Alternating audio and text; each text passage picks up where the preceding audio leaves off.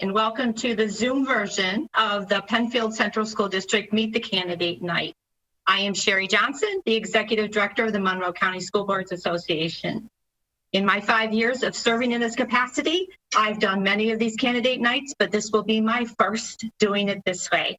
So I ask your patience as we work through this both logistically and should we have any glitches in our technology. I'd like to introduce our candidates for this evening. They are Mr. Dennis Bell, Miss Lisa Benatti-Chizzy, Mr. Calvin Freeler, Ms. Sean Hakil, Mr. Jason Hanna. Mr. Sean Pecora is not in attendance this evening, but he will have a statement to be read at the end, and Mr. Gary Platek. Before we ask the candidates to give their opening remarks, I'd like to speak to the work of elected board trustees for just a minute. As said in the title, Board of Education members hold the public trust. While they are locally elected officials, those in our suburban districts are nonpartisan and unpaid. And in order to do their job well, they will need to devote hundreds of hours during their term to learn about their roles and perform their duties. On top of the 12 legislated hours of professional development, Board of Education members are required to complete within their first term. Members must also become familiar with education law, school finance law, state education department regulations, and the ever-changing impact that federal and state legislation mandates to school districts. And they must also make sure that they are available to their community by serving on district committees, attending and participating in district functions and events. Many board members will tell you that serving on a Board of Education is very much like an unpaid part-time job. With that said, let's learn more about those who would like to serve the Penfield community in that role. Under the executive order issued by the governor, instead of a random selection of those who turned in a petition for the ballot, names were instead placed on the ballot in alphabetical order. So that's the order I will use for opening remarks and then for the questions. Each candidate will get 3 minutes to make their opening remarks. As a reminder, candidates, please watch the screen for a yellow card, which will indicate you have 30 seconds left, and for a red card, which is when your time is up. After opening remarks, I will then return to the first candidate on the ballot for the first question, but then I'm going to rotate the next question and each question after in order so that every candidate has the opportunity to be given the first answer to a question. Candidates will be given 2 minutes to answer each question, and every candidate will need to answer each question. After all the questions are done, we will allow each candidate to have a 2-minute closing statement. And then finally, I want to thank the Penfield PTSA for setting this up and facilitating this event on behalf of the community and for gathering the questions. In some cases, I've combined similar questions or I've reworded parts of a question, but the questions submitted were excellent, and I'm hopeful that we can get to most of them. And so we shall begin with opening statements, and Mr. Dennis Bell, you are first. Okay, thank you, Sherry. Good evening, everyone. My name is Dennis Bell. I'm a lifelong resident of Penfield, New York. I attended Scribner Elementary, Bay Trail Middle School, and I am a 2004 graduate of Penfield High. While I was at Penfield, I was a member of the football and lacrosse teams. I married another lifelong resident of Penfield, my wife Anna. She graduated in 2002 from Penfield High. We are raising our 2 daughters, Haley, my oldest, a first grader at Cobbles, and Harper, a preschooler here in Penfield. In 2010, I graduated from St. John Fisher College with a BA in business. I was a collegiate athlete playing lacrosse throughout my college career. During my senior year, I was voted team captain by my peers. In 2007, while attending St. John Fisher, my 2 older brothers, my father, and myself decided to start a mechanical contracting company called Bell Mechanical. We perform commercial plumbing and HVAC work throughout the Rochester and Finger Lakes region. I'm running for the Penfield School Board because I truly care and love the community and town that I grew up in. I live in a beautiful neighborhood full of young families with young children, and I see them with my young girls And I hope that they also have the same experience that I had growing up in Penfield District. Not only was I lucky to have wonderful parents to support me through my younger years, but the atmosphere of each school, along with my teachers, peers, coaches, and teammates, made it a place I will always cherish. I was very much a part of the school when I was young, and now I get the chance to support and influence my school in a new way that I am very excited about. I may not have the education background, but I do bring my knowledge of construction and business mindset, along with my love for the district that I believe can be an asset to the board. I understand that times are very different now due to the current health crisis making schooling difficult. I see it in the emails home from teachers as you can tell that they miss doing their job and seeing our kids every day. I see it in my girls as sadly they don't have the same spark or glow that they had before the world changed drastically and school ended for the year. I want to be a part of helping adapt and face this new challenge so that our children and teachers and staff can get back to some sort of normalcy. That is why I'm running. Perfect time. Thank you. Next, we will have the opening statement by Ms. Lisa Benatti-Chizzi. Good evening, everyone. Thank you, Sherry. Welcome, and thanks for being here this evening. My name is Lisa Benatti-Chizzi, and I've been an active board member for the last 6 years serving Penfield community, a community that I love and also grew up in. And I also went to Scribner Dennis, just wanted to tell you that. Really, really love this community.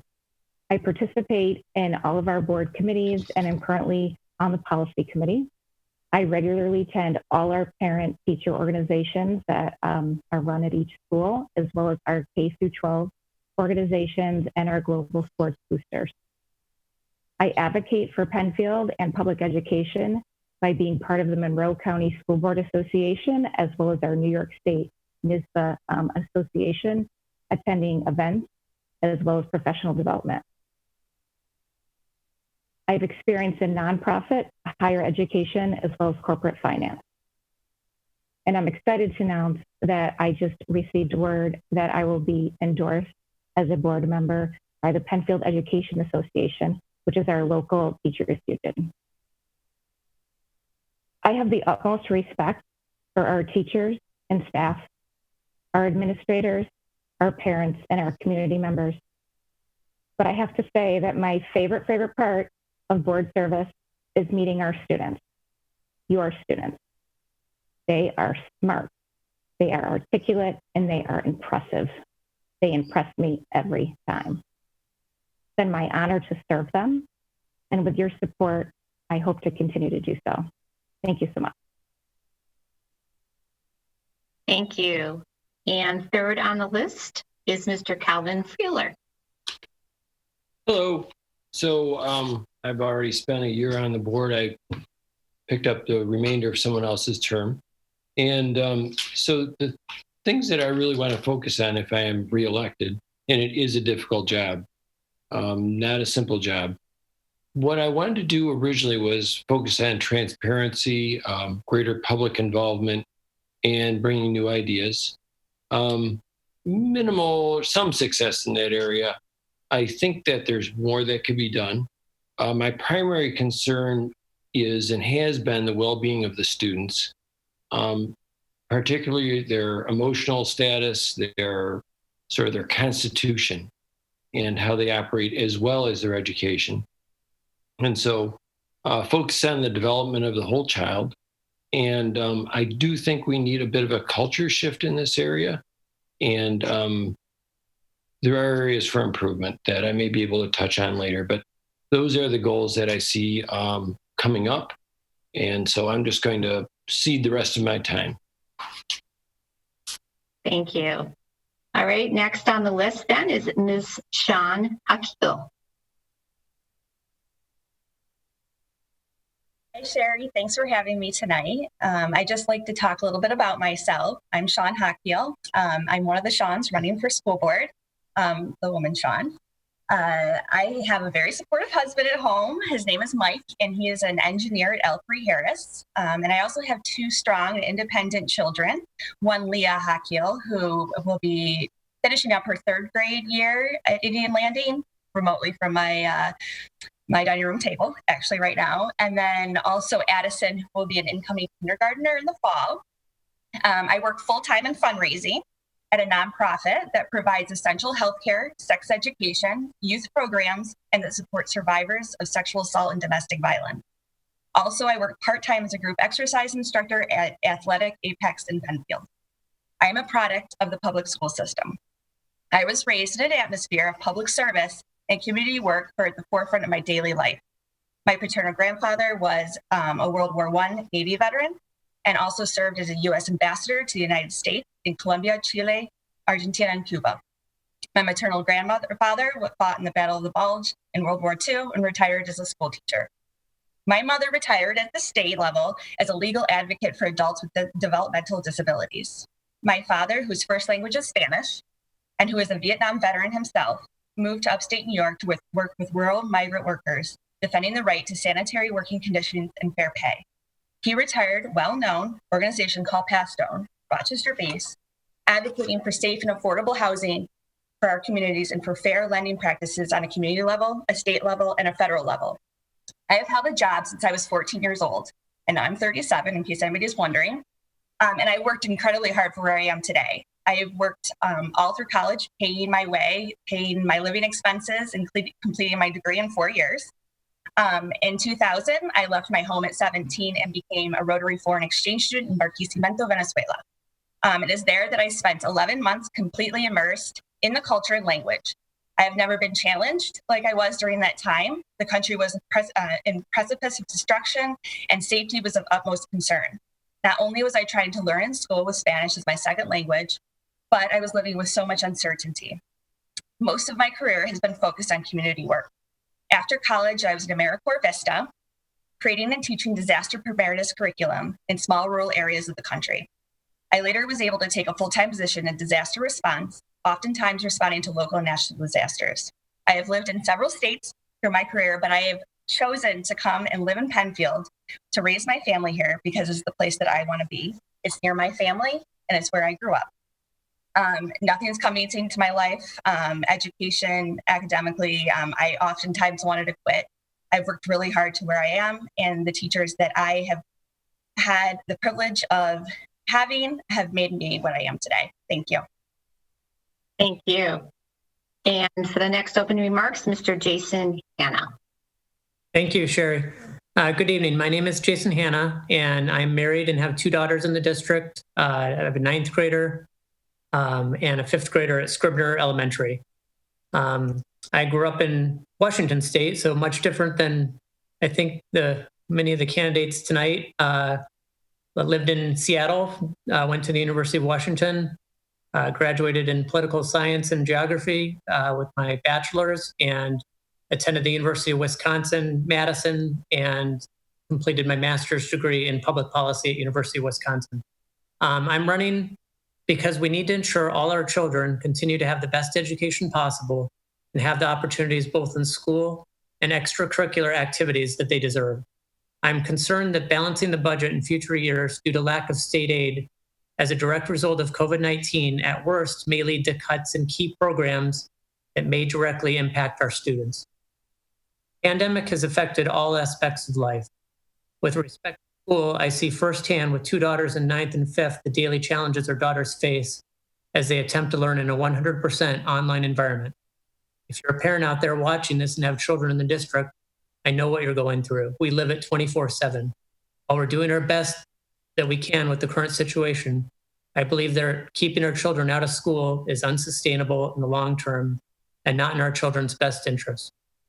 What I've witnessed in general, the younger the child, the more difficult it is for the children to adapt to online technology and learn to their potential. Technology is great. I work for URMC in the IT department, but nothing can replace face-to-face daily interaction. That being said, I understand that the safety of our students, teachers, and administration comes first. I'm not saying we should put anyone in harm's way, but there needs to be a balance. I'll do my best to see that our students have every opportunity to get back to school, enjoying the in-class learning format and extracurricular activities they deserve, such as music and sports. I'm also a homeowner. It's been well publicized that upstate New York consistently has led the country in property taxes compared to home values, leading to some of the highest effective tax rates in the nation. While I want to see the best for our children, fiscal responsibility is important to me. I agree with the recent statement made in the 4/21/20 budget packet that budget development must reflect current fiscal reality, balancing the needs of all students while maintaining programs and facilities and minimizing the impact of taxpayers. Accomplishing that goal will be an unprecedented challenge in the near future, but I'd like to be a part of that. I look forward to sharing some more detailed ideas during the evening. I'm not going to go into great detail right now. I'm not sure if I have time to get through them, but just a couple of the things I'll throw out there. I think we need to hope for the best for the fall and plan for the worst. We need to plan to be online in some form. We should not assume there should be no online learning in the fall, but I'd like to see our kids get back to the classroom. The last point I'll stress now is I think we just need more structure in what's going on. We're 2 months and a week into this, and we really, I'm seeing progress from week to week, but there's certainly more improvement that needs to be made in terms of structure. My fifth grader says she's about ready for the year to be over. She's not learning a whole bunch of new stuff right now. My ninth grader would like to see a centralized focus, and it sounds like we're moving to teams. But I'd just like to see us continue to move in the direction of progress and get feedback from our teachers.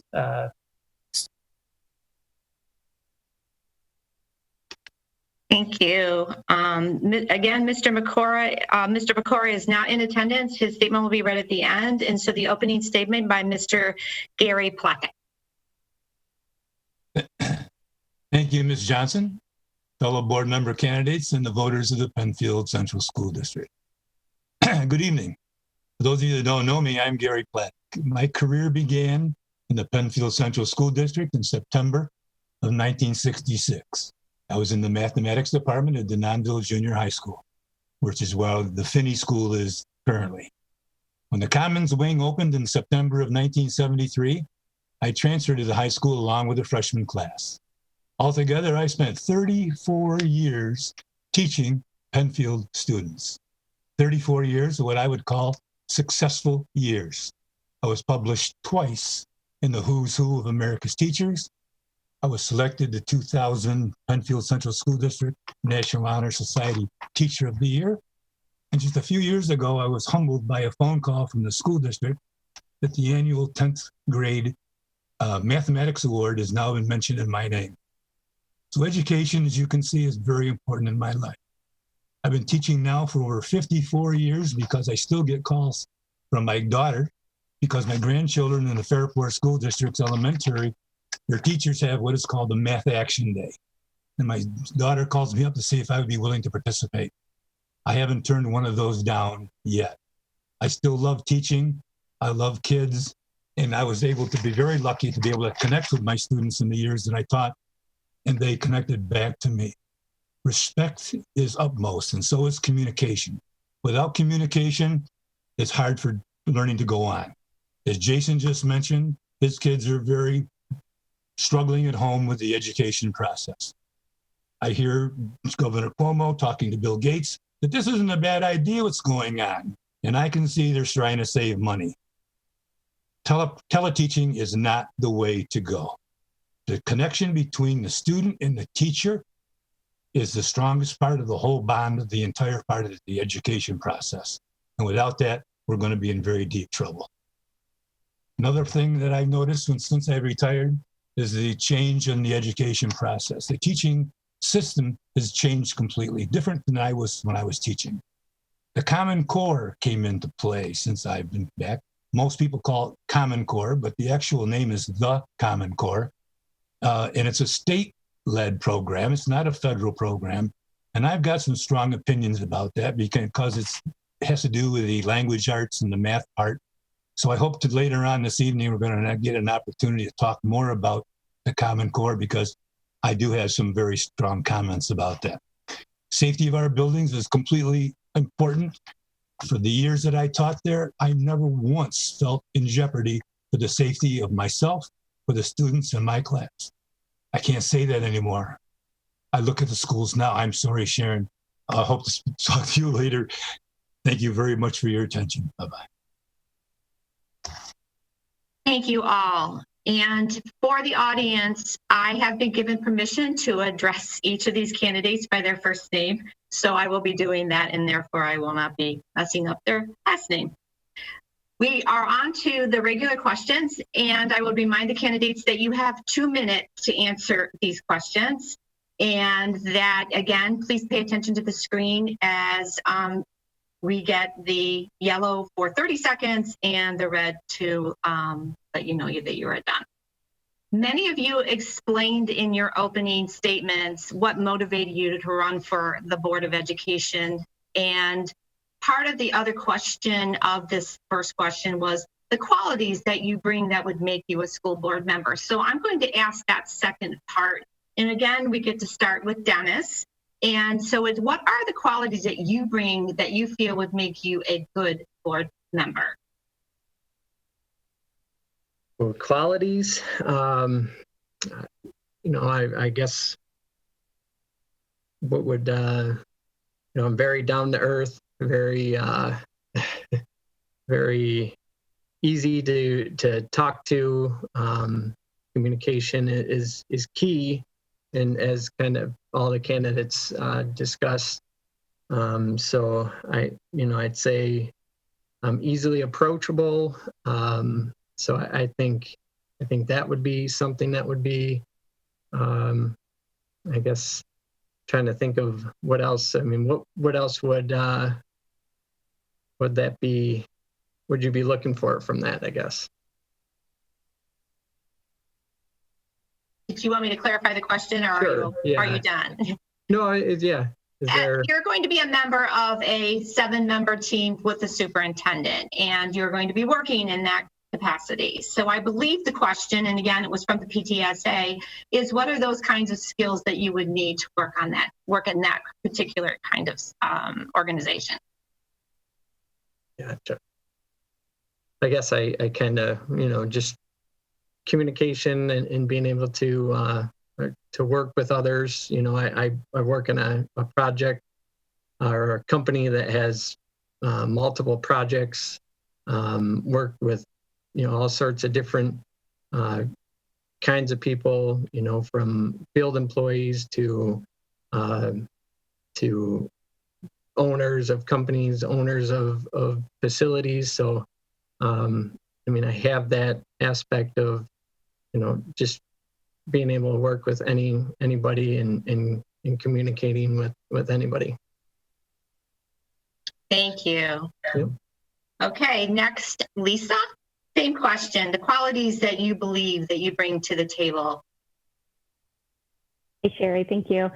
I have 6 years of experience working with the board, and so I can say that it is a lot of what Dennis had just explained. Actually, there's a lot of collaboration, there's a lot of communication, a lot of transparency that we all need to bring to the table to work together. I think that's really key. I also think it's important when you come onto a board or even still in that position that you ask those questions to clarify and understand education law, understand the changes the governor's bringing to the table, understand the regulations that are changing so that we can come together as a group and set policy and vision so that we can take those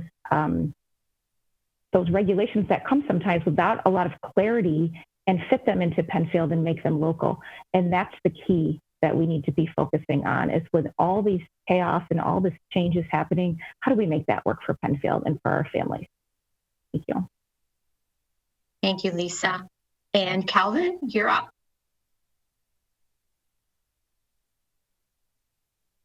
Okay, I have 2 minutes. Okay. All right, so diligence is the quality, and I'll just cite the things that I've done. Let's start with the coronavirus. I saw that coming in January. I sent emails to Tom Putnam about that. pointing out what was going on in China, where thousands were dying in Wuhan. And I said, this could be a reality here that we should think about. I also brought up that we need to look at distance learning. This is in early February before it actually occurs.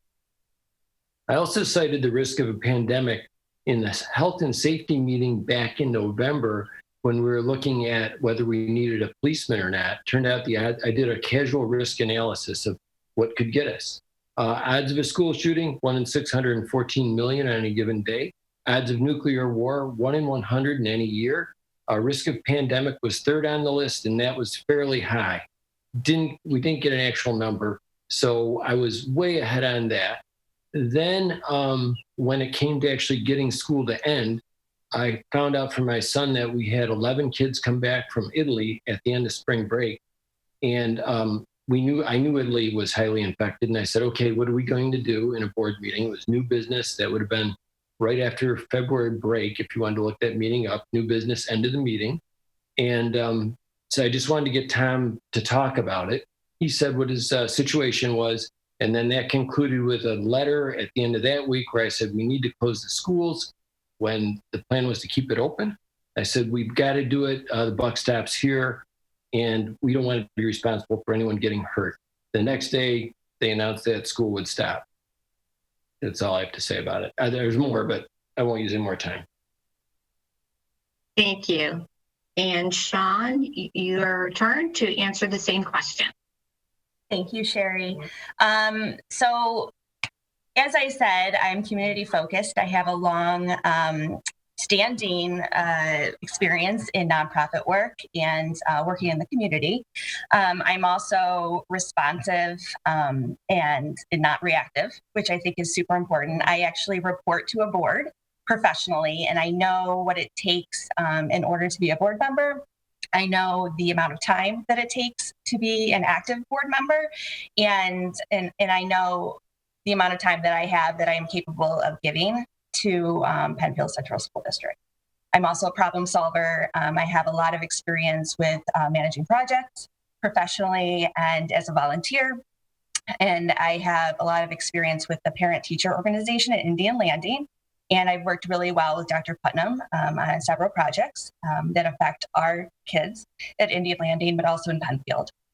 I'm a fierce advocate for my children. I'll just put it right out there. I am a fierce advocate for my children and for my neighbors' children, my friends' children, and I will do everything I can to show up, to find the time to do my part. And I'm excited about doing this. Thank you so much.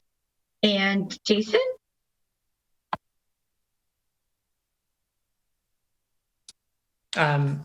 Number one, I understand the value of education. It runs in my family. I think it's going to college and is critical to the kids' success. I'd like to see every one of the high school students move on to college. That's important. Right now, we're number 7 in Monroe County in terms of high school U.S. News rankings. I'd like to see us go higher. I think I can bring some ideas that will help us move higher, but I think Penfield is ripe for going higher on that list. I'm hungry to see us get there. I want to understand the details of the topics we're getting into. I bring a public policy background to my candidacy.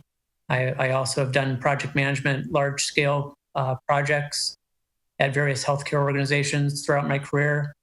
And I believe that's important background to have. I'll ask questions too. If I have a question, I will bring it up. I'd like to see the board meetings be interactive and spark some dynamic discussion. I do work on the accounts receivable side as well in my position at URMC. So understanding budgets and numbers it is important. I like math. I think that's a good asset to have. I enjoy working with people, and I'll cede the rest of my time. Thank you. Thank you. And Gary, same question. Thank you, Sherry. As I said before, I've been teaching for 54 years. I've been in the classroom. I've interacted with the students. They've interacted with me. I'm a communicator. I wouldn't be a teacher that long if I wasn't. I'm a listener. I'm a negotiator. I sit on a condominium board I've been on there for 12 years as either the president or the vice president. But the kids are the important part here. We want to keep them safe. We want to keep a safe environment where they can learn. And I'll tell you, we have some hardworking teachers in Penfield. I know them. Some of them are still there. Some of my students that I had in the past are still on the faculty members of the Penfield Central School District. So I bring forth that. I bring forth my communication skills, my visibility. I'm retired, so you'll see me all over the place, whether it be sporting events, the elementary spring concert, or the Bay Trail middle modified basketball game, or the Penfield drama. I love Penfield. I wouldn't be here since 1966 if I didn't love Penfield. And I care for the students, as most of my old students know. Thank you very much, and I appreciate your support. Thank you. That finishes question 1. And with question 2, we will start with Lisa, and we will start getting into some of the same questions that you brought up as likely topics that you will be dealing with. So question number 2, starting with Lisa, with the challenges that are likely to come as part of the schools reopening in September, what do you see as some of the most difficult challenges, and what should the district approach to them be? Let me know if you need to repeat it.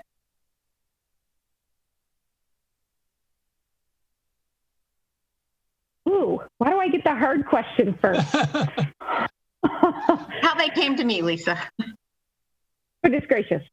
Gosh, that's a hard one. I think the most difficult challenge that we've really faced as a district is the unknown. I think that's difficult for our teachers, that's difficult for our administrators, and it's difficult for our families. You know, we started out by trying to just say, let's have some resources and take care of kids and make sure the mental health is good because, you know, we're out for a short time. And then it was like, oh my gosh, we're not out for a short time. And now there's rumors we're going back, and how are we going to handle that? So I think that's our biggest challenge, really trying to work in the system and work with our representatives through BOCES that are working with the governor's representatives to try to get some inkling of what's going on, what they think we're going to be doing for summer, what are our options for fall, and then coming together as a community and having open discussions about it, communication, transparency. And again, how does that look and feel for Penfield parents? I'm very pleased that the district just sent out a survey, I think just on Friday, about, you know, here's some changes we're making in response, and, you know, how's it working for you and your family, and what do you need? Because at the end of the day, it's about the kids, and we have to figure out what's going to keep them safe and what's going to make sense. Thank you. Did I answer all those parts? Thank you, Lisa. Right? Yes, you did. Okay. So Calvin, you want me to repeat the question, or are you all set? Please repeat it. Yes. With the challenges that are likely to come as part of the school reopening in September, what do you see as some of the most difficult challenges, and what should the district approach to them be? Okay, ready. The biggest challenge is that we need to understand this may not be a one-off event. Most likely, this virus was created in a weapons lab. It's not the only one in the world. Other ones may get out eventually. So we may be able to get back to some form of what we had before, but the world has probably changed permanently. And this is a shock to our minds to deal with. We will adjust. There's no doubt about it. We will adapt. One of the things we'll have to do is consider how we can do proper social distancing, how we can possibly purify the air, and other measures that we can take as we try to get back to what is a normal. We'll also have to blend in more computer type approaches. May not like it, may not be the best, but I think it's a reality that we'll have to deal with. The hard part people are, I think, having is they think that somehow we'll go back to what we were before. I predict we will not be going back to that soon, if ever. It's just a new reality I think we face. So what the challenges are, social distancing, just trying to grapple with this possibility will be the biggest challenge for the board and for society. But humanity will prevail in this area. That's all I have to say. Mm-hmm. Thank you. Sean, same question. All right, thanks, Sherry. I actually very much agree with Lisa's response. I think it's really unknown how we're really going to be able to respond, especially in summer, even in the fall. Just judging by my own children and their experiences, I think paying attention to their social, emotional well-being. I think listening to the parents, asking the parents lots of questions. It was great that they sent out a survey. Send out another survey. Keep sending out those surveys. Ask the parent-teacher organizations what they think, how they need to be supported during this time. I am a working mother at home right now. I'm actually in my basement because I'm having internet issues. So I'm right next to the Wi-Fi. I'm working full-time and I am teaching both of my children full-time as well, with my husband still going into work as an essential worker. So we really need to focus on what everybody is going through right now. We need to do a lot of listening. And Calvin's right. The unknown, this might come back again. We don't know what it's going to look like in September. So making promises is not what we need to do right now. We need to just sit and focus and listen and collaborate together, collaborate with different districts, find out what they're doing to support their families and to support their students. And I think just taking a minute, sitting back, making a plan, and then be ready for that plan to change. Thank you, Sherry. Thank you. And Jason. I'm going to assume for this question a couple things. One, we're going to be back at school as the question reads. I don't think that's a given right now, but I'm going to assume that for this question. Number two, that I'm going to assume there's no vaccine yet for COVID-19. Given that assumption, we're back at school, there's no vaccine. I think the first thing is everyone's safety and well-being. It's been talked about by a few people, but we got to figure out a way to make sure we do this safely, and that illness is not a part of what we do coming back. I think secondly, evaluating where our students are after this long online education experience. We don't even know, number one, I guess, if we're even going to be 100% back in the schools. But somehow if we get back in, and maybe even if we don't get back in, we got to start evaluating how the kids are doing. Are they keeping up? And I have concerns about that, but we got to find a way to measure who needs help, and also who's ready to excel. We can't prevent kids who are ready to keep excelling from being able to do that. The unknown, like it's been discussed, is this is changing from week to week. So we have to have plan A, plan B, and plan C. We have to be flexible. And I would echo the social, emotional piece of this.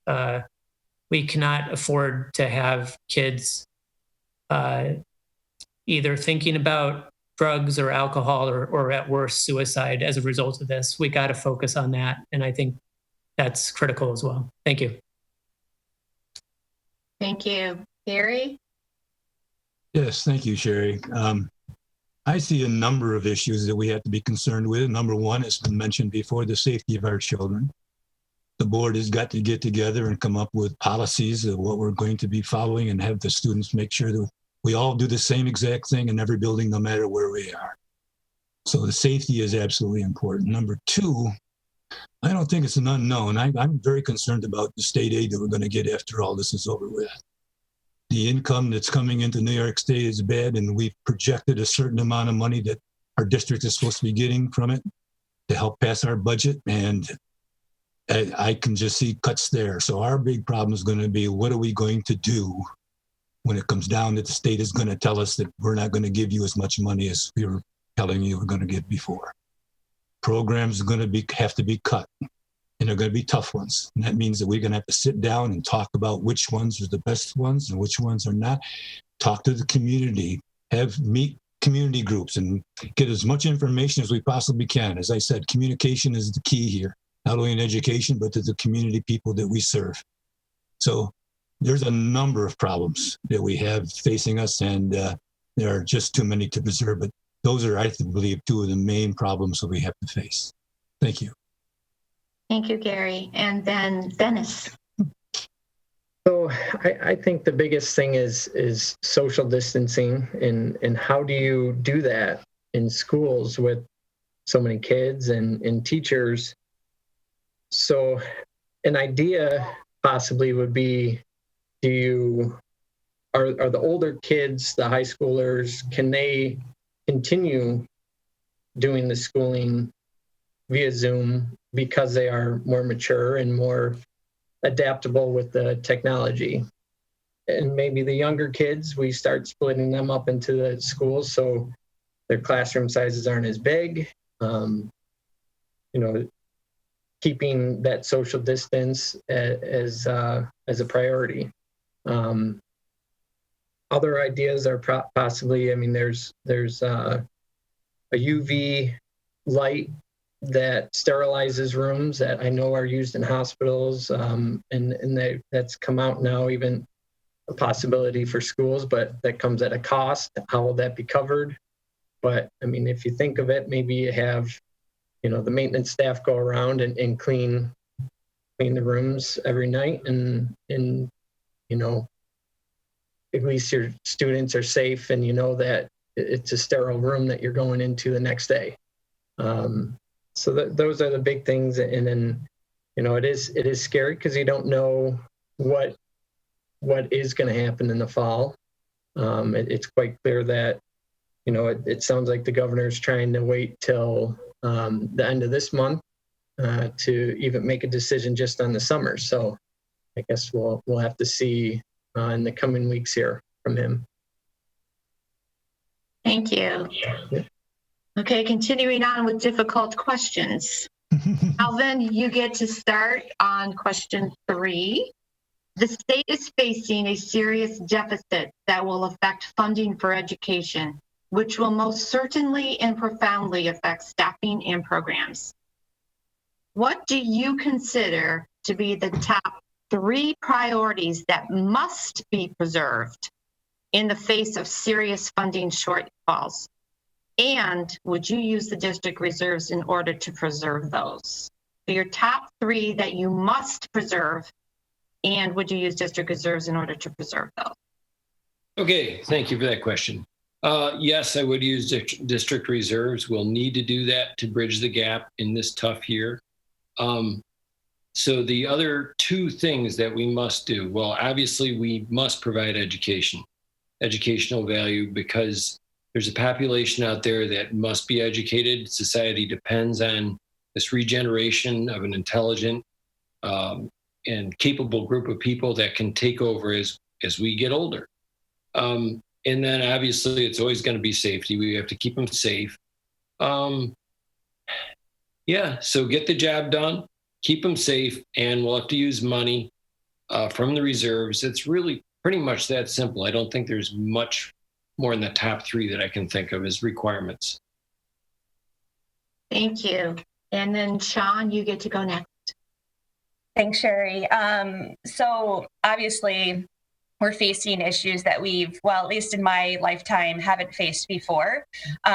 So when I think about myself as a student, it was 25 years ago or so, I think the most important thing to preserve is the support for social and emotional well-being of our students. I sound like a broken record, but it's extremely important. As somebody who suffers with anxiety, having children this is just a time that I cannot remember ever being. I can't imagine being a student during this time. So just having that help is really important. I think also reserving special education and RTI services. My younger daughter receives speech assistance, and it's drastically improved her speech, as well as she's a lot more comfortable going into kindergarten this year. And my other daughter receives RTI services for reading. So I think just advocating for those students, social, emotional well-being, and then also making sure that we are supporting the whole student, not just some. Thank you. Thank you. Jason, you're next. Number one, I'd say we got to keep our teachers. I don't want to get into the discussion of cutting teachers as the Rochester City School District has had to do. I'm hoping we can preserve all of our teachers. At the same time, on that note, I'd say many organizations, not only around Rochester, but the world, are having to cut really tighten their belts in terms of salaries. I know at URMC, we're having to do that, and I'm surprised there's not more discussion on that, frankly, in the meetings recently, and maybe there will be. But if we're really facing a $7 million, give or take $1.4 million shortfall, then I think really it's tough to put that on the back of property taxes in the district. So, secondly, music and sports, extracurricular activities, we gotta keep those around for our kids. That's part of what makes them whole and gives them life. I know my kids are actively involved. I'm sure many of yours are too, but that's critical. I'd echo Sean's comments on the social emotional piece. We got to make sure we have the resources for the children and those stay preserved as well. Thank you. Thank you. And Gary? Yes, thank you, Sherry. The three top programs that I would not want to cut is our regular education program for sure, our special education program for sure. Those students cannot be forgotten at all. And then, as Jason just mentioned, our sports and our arts programs. Without those, our students just doesn't make their entire day. The student just cannot learn on just subject matter alone. They need the extracurricular activities, the time to be able to communicate and be in other contact with other students. And those, I believe, are the three most important. There are some not far behind that I would try as hard as I could to keep to, but those, I believe, would be my top three priorities. Thank you. Thank you. Yes, you're next. Okay, I agree with pretty much everyone so far. The keeping the teachers very important, keeping them on staff, and in trying to keep it as normal as possible will be the key. Kind of touching on John's point of the emotional well-being. Making sure that the kids, this is completely unnormal for them right now, and to not have time with their peers and the teacher interaction, and maybe every now and then just getting a Zoom meeting with them. That it's you can see it. I can see it in my younger kids and just in the neighborhood. It's tough for them, and so teachers and the extracurriculars of sports and that freedom to go do that will be key to use the reserves so that they have that opportunity. Thank you. And Lisa, you get to finish up this question. Thank you, Sherry. I think my top three priorities personally are social emotional learning. We've heard that, mental health, and also looking at curricular development for all of our students in terms of bridging the gap, because we know now that there's going to be gaps and different gaps for different kids. That being said, we had a long discussion at our last board meeting that this is going to be a collaborative discussion. So each of us can, really have some different ideas, but that's the point of a board, and really coming together and discussing what Penfield values, what is our community value, looking at that survey data, having transparency in workshops, because that's how we're going to get through tough times, is really communication. That was also brought up by Gary a lot, and really being transparent and talking about what our community values. In terms of reserves, we will be using some reserves, I would guess, but we have to be careful. Some of our reserves are used for long-term planning, so we're not in this situation for 10 years. Hopefully, it shortens our time in this situation, and we've had a long-standing reputation in Penfield. When other districts have had tough times financially, we've actually done quite well. We have an excellent business department that really works together with our committees and looks at what our long-range financial planning is. And again, we have to also remember that there are some regulations about those reserves that are earmarked for certain pieces that it's really not feasible for us to just go in and say, hey, we're going to use this for, school lunch fund or whatever. So there's my comment. Thank you. Thank you. Okay, the next question, Sean, you get the next question first, and it is a two-part as well. How does the board support the instructional needs of our diverse population?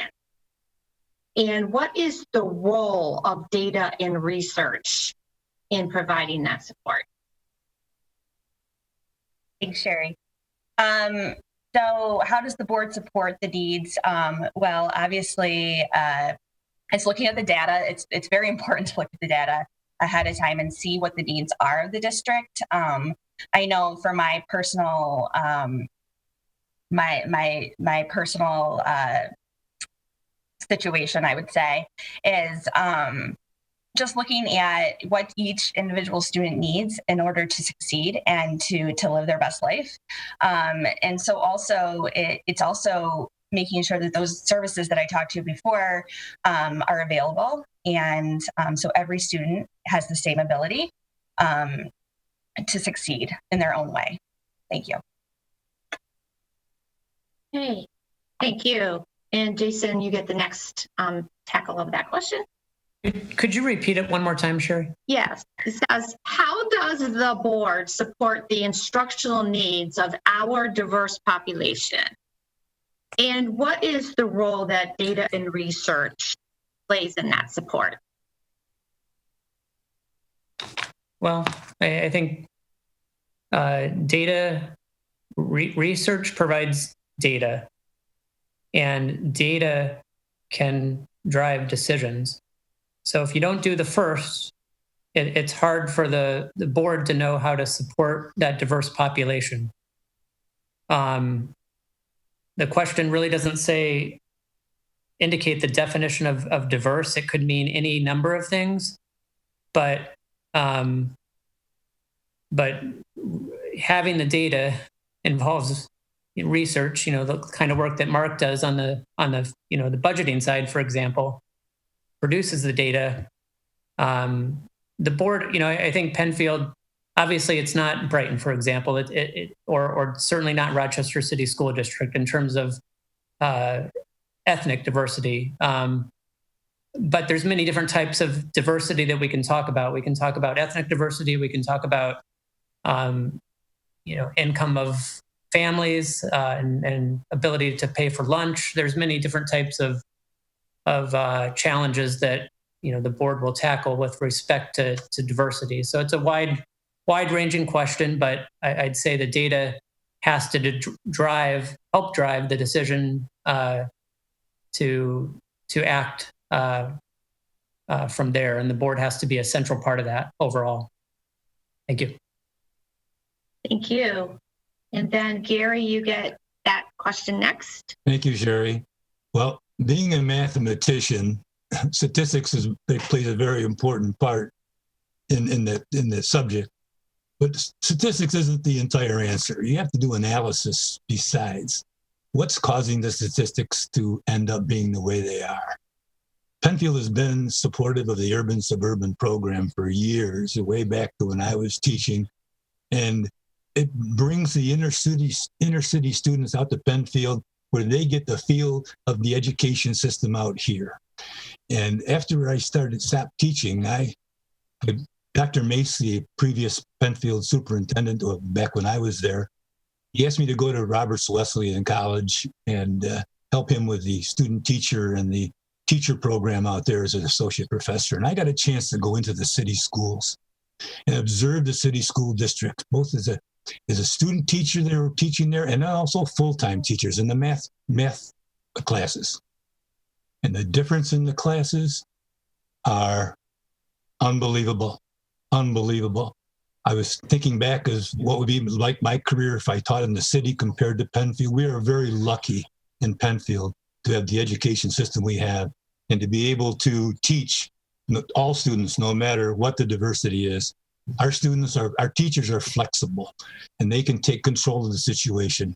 And I wholeheartedly want to work together with them to even increase this in even a better state. Thank you very much. Thank you. And Dennis, same question. Yes, I think we, the board will support the needs of the population through discussion. I mean, look, you can look through, the 7 of us here. We're all of different backgrounds, age groups, different opinions, and you get us all together and we can come up with some pretty great ideas, I'm sure. So, you get data and analysis together with that. I know only 2 of us are going to be a part of the board, but you put us all together, we can, discuss and support the population in that way. Thank you. Lisa? Thanks, Jerry. I think it's important for us as a board to use data and research when we're making decisions and how we support instructional needs of all our students. We do that in several ways, but really we do it through setting mission and vision that encompasses all of our students. One of my favorite core beliefs that Penfield has, that was before my time on the board, is all students belong to all of us. And then when you look at that, how do we make sure that's going into instructional practice? So that's really circling back to the data and making sure that all of our students are successful. And then looking at policy, what policies do we have in place as a board that are supporting those instructional needs? And then are we funding it? We got to put our money where our mouth is, right? If we're going to say we're going to fund social emotional learning or mental health, then we have to fund it as a board, and we have to present it to our community as a sound budget approach for every school year. And we do all that with really a whole student lens. And that's how we provide all those supports through the budget, through a board lens oversight process. Thank you. Thank you. And Calvin, same question. Well, I think Lisa actually provided a super good answer that I agree with. I also think this is essentially the same thing. We need to focus on just providing a top-notch education to meet the needs of all the students. We have to also remember that when you graduate from high school, that's not the end of the road for many people. They are going to go on to college. And so we want also the people who perform well to perform their best, as well as those who are not so lucky or fortunate to perform well at that next level. And I think that's a big focus. In terms of data, you're getting data in the classroom every day. So, I mean, if we can have that data flow up to the board, that's the best data that we can get because it's hands-on data. And so a good flow of information from the teachers, the staff, to the board provides us with the necessary information to generate insights. Also, you can read other additional materials and so on to broaden your view. That's essentially my thought on it. Thank you. All right, the next question, Jason, you get to take this question first. And if I were to pick a question that had the highest number of hits, it was this one here. So here in Penfield, we have a long history of active Board of Education participation at school events, including PTA meetings. As a member of the board, would you continue to uphold our tradition of active engagement? Why or why not? Definitely. Number one, as a parent, it's hard not to. It's the best. One of the best things about parenting is being able to go to all your children's activities. I love that. It's one of the best things about being a dad. I'll give you a couple of other examples, though, of things that I think are interesting. One are the PTA meetings. I've had a chance to listen in on a few of the Scribner ones recently. That's where you really get at the ground level and figure out what's going on at a more detailed level. Sports, I really enjoy a lot of sports. My kids play a bunch of them. I'll routinely go to quite a few high school basketball games all around the area, but I love to go to the Penfield games. It's a lot of fun. And it's just fun seeing the kids doing the activities that they love, whether it's your own or other kids. And that's how I think someone else mentioned it, but that's how they, really connect with their peers.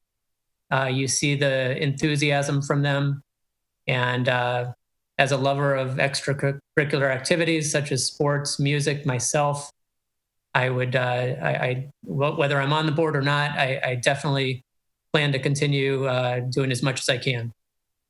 Thank you. Thank you, Jason. Gary? Well, as I mentioned, I'm retired, so I'm not going to have too much of a problem getting places. I coached football in Penfield back in the 70s, so I'm very active in sports. I've officiated.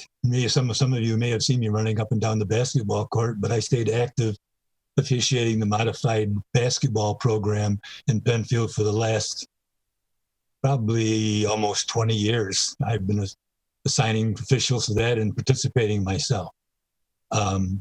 When I was a teacher, I attended as many events as a kid. The kids saw me everywhere, no matter what it was, chaperoning senior trips, going to a senior ball.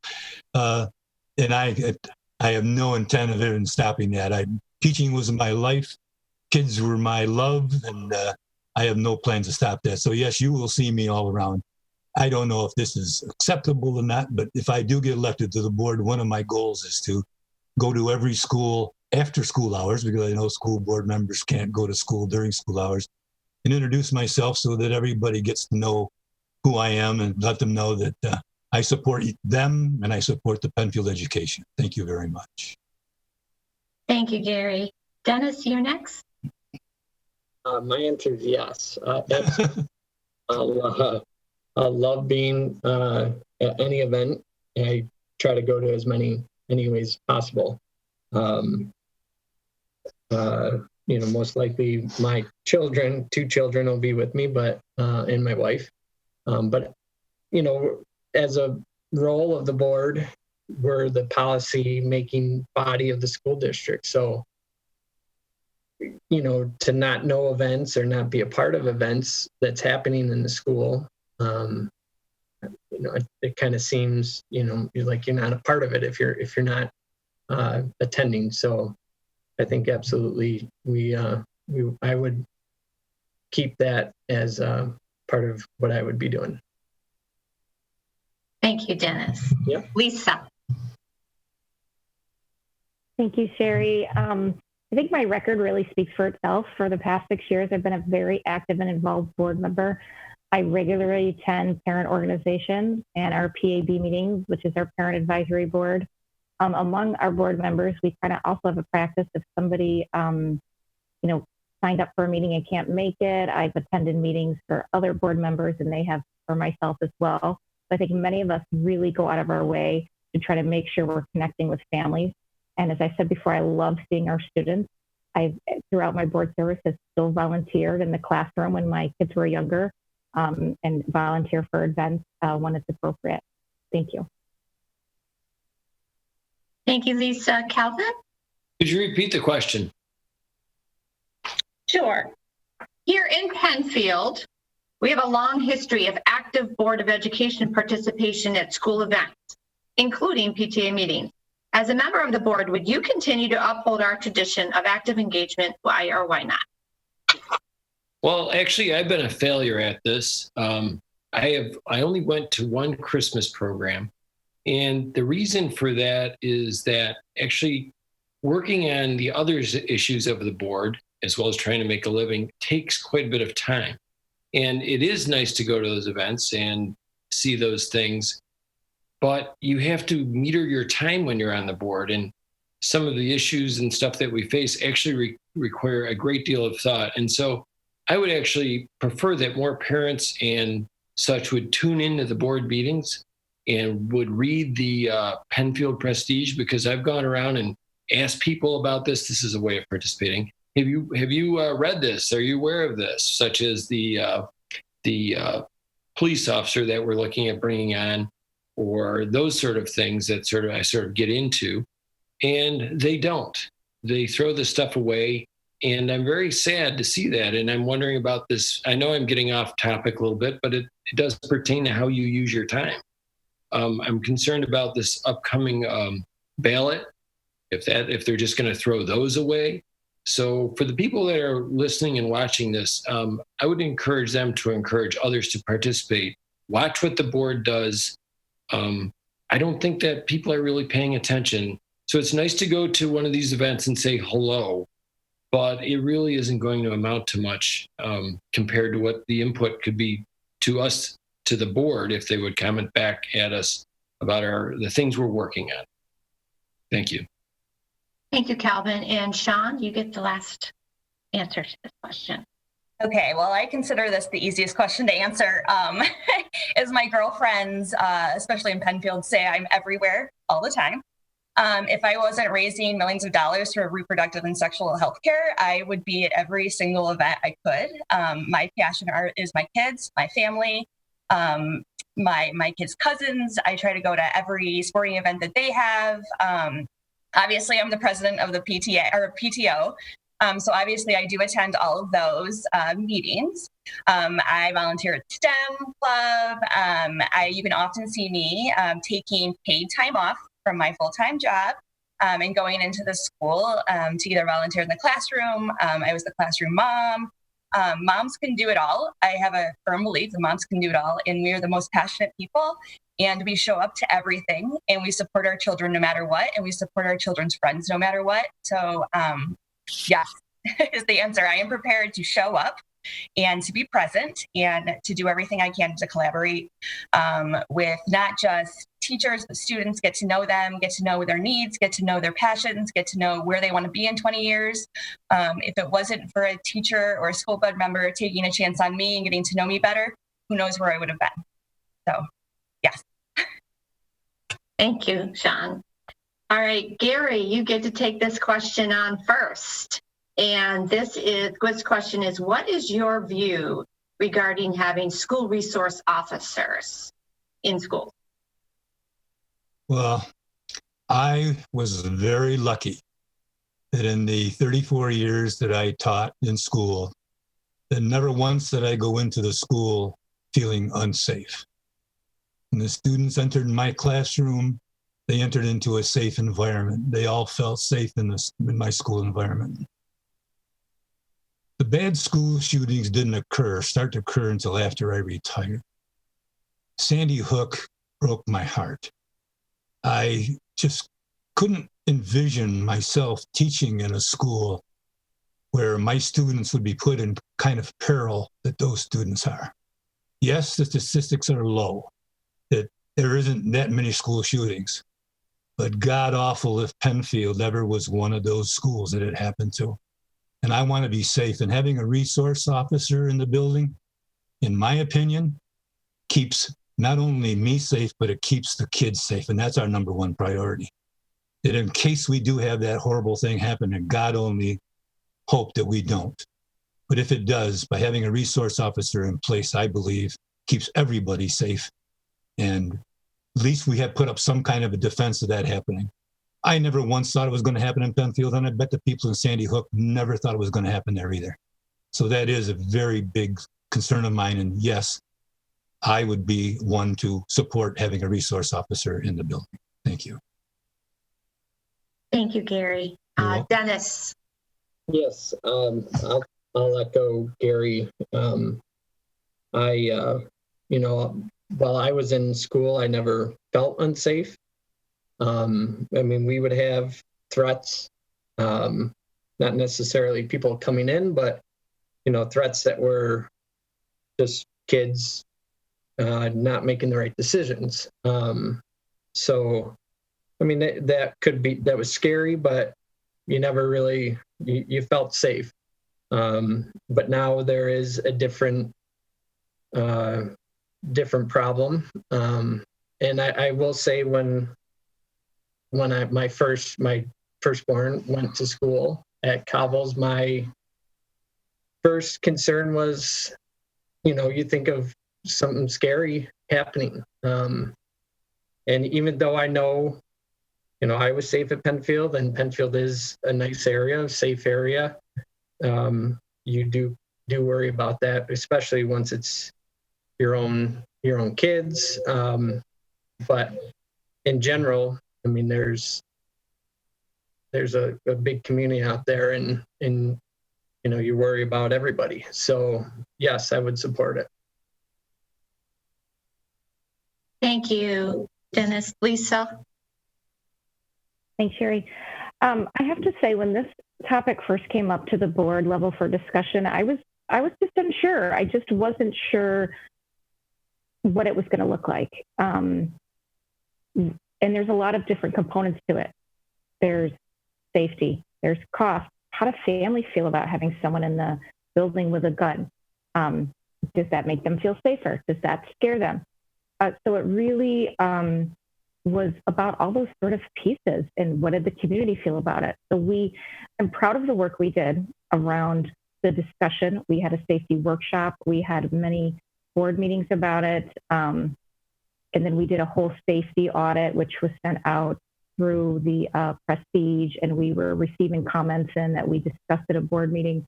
The other thing that really came out of this, which I thought was super interesting, is that we had the opportunity to have someone in the high school for a short amount of time at the end of last school year. And the connections that this individual made with students, and to really intervene before things escalated, and especially around some mental health things, was really what sold me on it. And the positive feedback that the high school staff really, really talked about, really is what convinced me to be very supportive of it at the end. It really felt like the community was on board, and that it's not really just about a school shooting. It's really about connections with kids and making proactive connections so they have positive relationships with police force, and they can really intervene in some very different situations that we maybe not think. Thank you. Thank you, Lisa. Calvin? Oh, glad you brought this topic up. Not in favor. The cost is about $120,000 a year. We use them for 180 days of that year. That's quite expensive.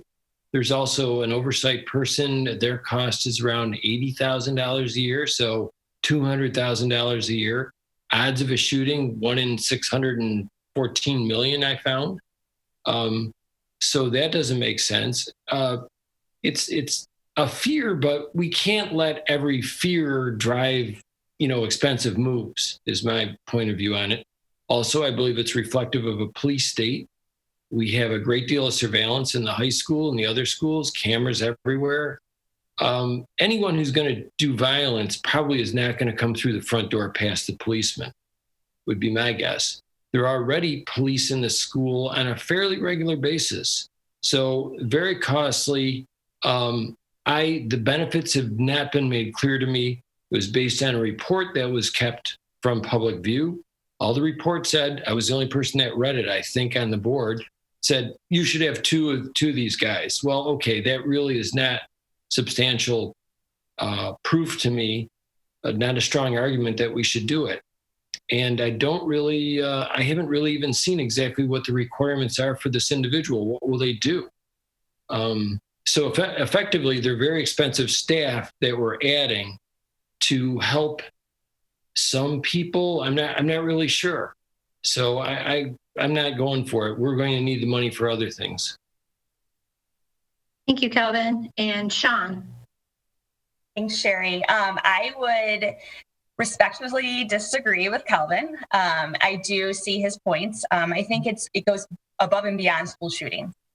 First and foremost, I actually happen to work in an office with security, and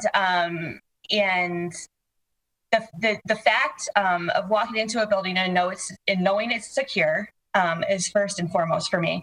I also think that in terms of a resource officer, they are able to connect with the students in a way that teachers and faculty and staff are not able to, which I think is super important. I think police hold a different position in different people's lives.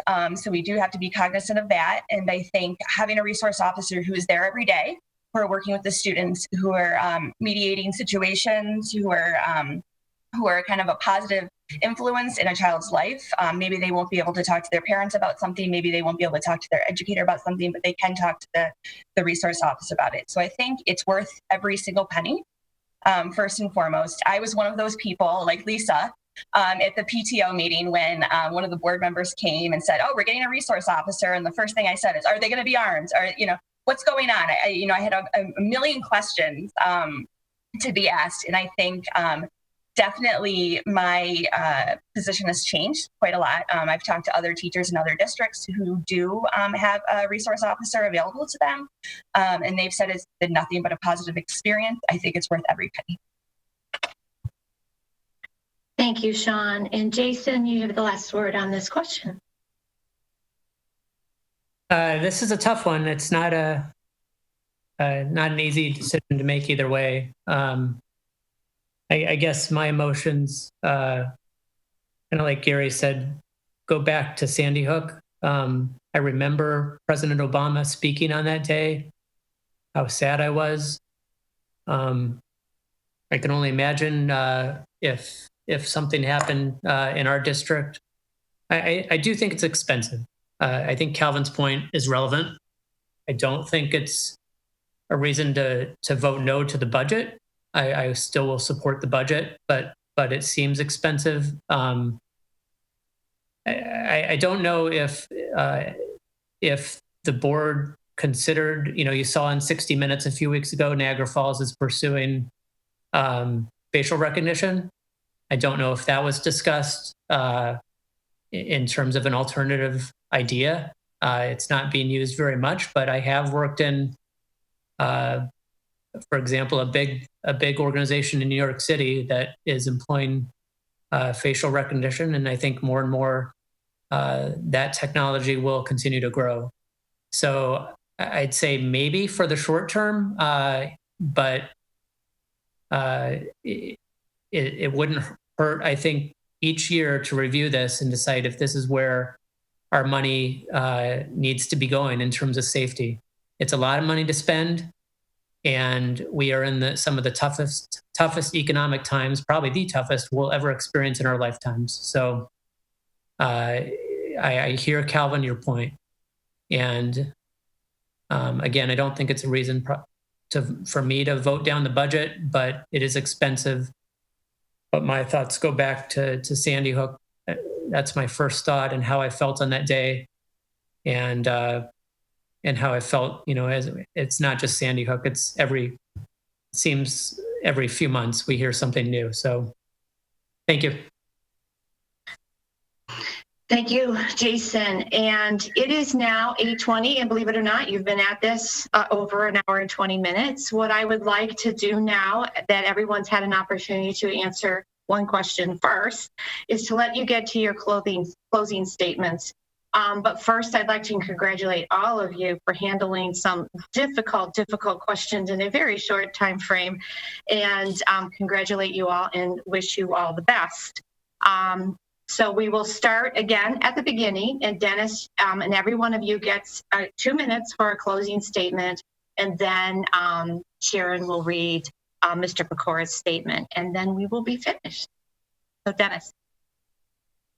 It's pretty short and sweet. Just want to say thank you, Sharon and Sherry, for tonight. Everybody as well, you did great. Again, good luck here in the next couple of weeks. And, I look forward to an opportunity to serve the Penfield School District. And that's really it. Thank you. Thank you. Lisa. Thanks everyone for being here tonight. A big thank you to Sherry for moderating and Sharon for helping out here. And of course, our friends at the Penfield Town, Dave Renner for helping us streaming. They've been really helping us a lot lately with all the Zoom technology. So a big shout out to them. I hope you had the opportunity to get to know me a little bit better this evening if you haven't met me before, and really see firsthand my commitment to Penfield and my love of this community and our students. And as a taxpayer and a parent, an educator and an alumni, I just ask for your support. I'd be really honored to continue to serve. Thank you. Thank you, Lisa. Calvin. Thank you. Here's an area so that we can work on. This book talks about tormenting. This one says, first they killed my father. And this one is called Scythe, which is essentially satanic. These are the books that we've been recently asked to look at for approval in the English department. This Scythe book is so bad that I can barely read it. And this is for 9th grade. We have a massive opportunity, not worrying about buying a policeman. We need to work on the material that we're sending in. The board has an opportunity to read this stuff. I don't think anyone else on the board is reading it. And it's really bad stuff. This is Scythe by Neil Schusterman. You can read this for yourself and see. So it's not really a good closing remark. I wanted to hit it earlier, but this really has kind of enraged me a lot. And Penfield has had this problem for a long time. Because I have 5 children, I didn't say that earlier. They all went through the high school except for one so far. And we've seen this before. And so when we have people who have committed suicide, we have mental health problems, why aren't we focused on that sort of thing? That's what the board needs to do more of, in my view. And that's the sort of thing that I definitely want to pursue if I'm reelected. Thank you. Thank you, Calvin. Sean? So thank you, Sherry and Sharon, for helping us be here tonight.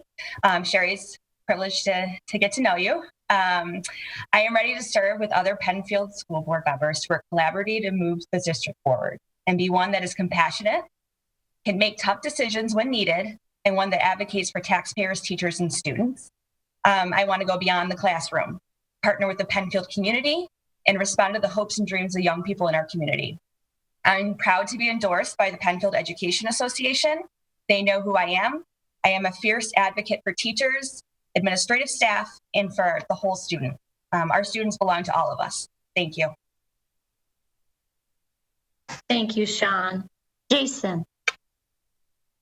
A few things. I think to what degree possible, I said this in my opening statement, but we need to try to get our kids back in school. This is hard to watch. And I think credit to our teachers. I believe they're doing the best they can, but it is difficult to watch our kids proceed in this manner. So to the extent that we have any degree of control, and I know it's going to be that science drives what is going to happen next, but I really want our kids back in class. Also, thank you, Sharon, Sherry, and Dave for your contributions tonight. We really appreciate having you do this for us. I'd say to the families and the kids and the teachers, everyone, keep the faith. There will be brighter days ahead. I know it's tough right now. We, as a family, we experience that every day, but keep the faith. As a taxpayer and homeowner, I will be mindful that we already have some of the highest property taxes in the nation. We really have to hold the line on tax increases to see that we're taking the full 2.66% and applying it to the taxpayers. I don't know if that had to be done fully, but that's the budget that's going to us right now. But I think we really need to be mindful of tax increases given the economic hardships that many people are facing around Rochester. I'm ready to work hard for you, the voters, your kids. I have 2 kids in the district, 9th grade and 5th grade, and I'm ready to work for you. To Calvin's point, I hear you on the curriculum a little bit. I'd like to see us 1984 Animal Farm. Grapes of Wrath. Let's get to the classics too. I mean, I get the modern curriculum, but there are some really important books that our kids need to be reading. 1984 is perfect right now. So thank you for your time again, and good night. Thank you, Jason and Gary. Thank you, Sherry. Thank you, Sharon. Thank you, Dave, for everyone for helping putting this whole program together. As I said before, I taught in the Penfield School District for 34 years. I've been in the classroom.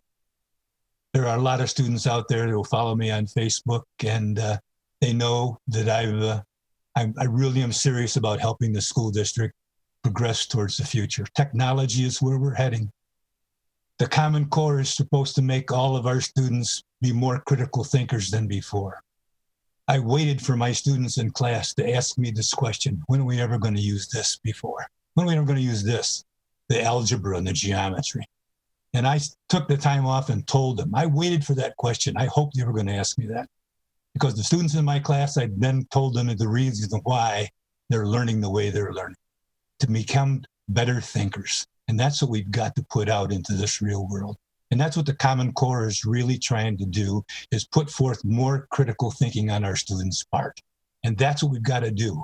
The problem is that Bill Gates and New York State, and now we're not the only state that came up with this, they implemented a terrific program. I love the program. The problem is it's implemented incorrectly. Our elementary school teachers are not all strong math people. I took a math methods course way back in the day, and ended up being an elementary math methods course taught by Mr. Piccarilli, who was a member of our faculty many years ago. And when they found out that I was a math teacher, they were coming to me wanting to know information because they didn't know math. And we need to put money and get our elementary school teachers more informed on how to do Common Core correctly. And my goal is I want to get on the New York State School Board of Regents, the school board, become a voting delegate and try to make some changes in our school system so that we get our teachers better prepared for the society we're coming to. Thank you very much. I hope I get your vote and pass the budget on June the 9th. We need your vote. Thank you very much. Thank you, Gary. Sharon, all yours.